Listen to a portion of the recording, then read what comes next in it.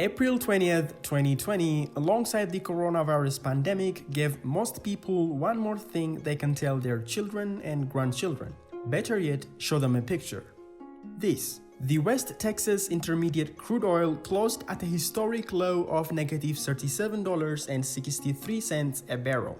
In other terms, producers were paying buyers to take the oil. It was not just free oil, it was free oil with extra money. Producers pumped out so much oil out of the ground while consumers were locked down in their homes, watching and judging. Not driving, not flying, not manufacturing, and not consuming. As people were consuming 8.1 million less barrels of oil a day globally, storage facilities filled up quickly. But the problem is not that we're just consuming less, we are consuming less while producing smarter. Since human beings discovered oil in 1859 and decided they cannot live without it, not much dramatic change has been observed. Generally, an oil rig from birth to death goes like this. Geologists make an underground explosion to create earthquakes and study the seismic response to identify the presence of oil reservoirs. Then, if confirmed at some certainty, drill rigs are brought to the location to drill a long hole deep into the earth. A steel pipe is then placed into the hole for structural integrity and cemented in place. After that, the oil is extracted either by natural pressure or later by heat. Then, after the reservoir is emptied, pack up, leave everything as it was, and go for another one. Simple, direct, toxic for the environment, but not cheap. The conventional process of oil extraction bears many shortcomings that make the process a 2 steps ahead and a 1 step back one. This is so mainly because of the basic nature of humans: error. In 2015, Royal Dutch Shell plc dug a well in the Arctic for a huge price of $7 billion that turned out to be dry. 58% of its previous year net income for nothing. Even after a successful startup process of over 1,000 steps, there is still a chance to mess up. Things go unseen, considered too small for human attention, or even ignored.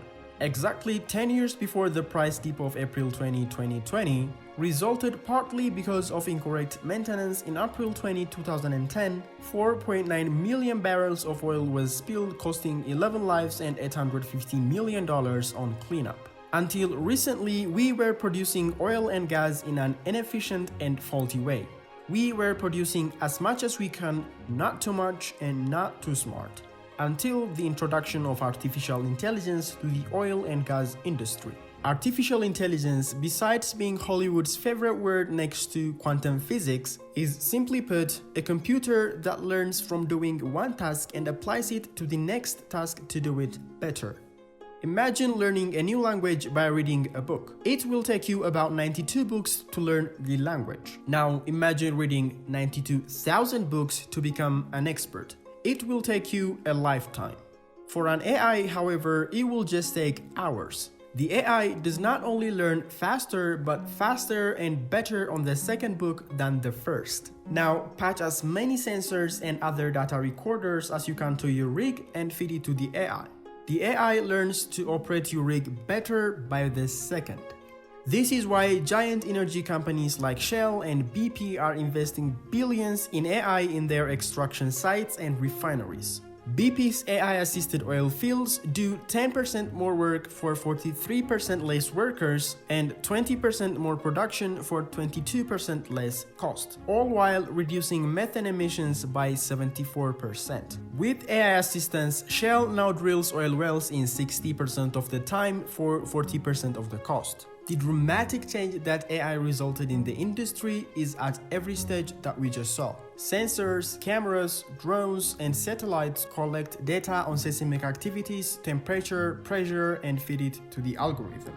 The AI then identifies with maximum efficiency the presence of oil reservoirs underground. After discovery, the AI will apply what it learned from previous drillings to operate the drill bits with no human intervention at maximum efficiency.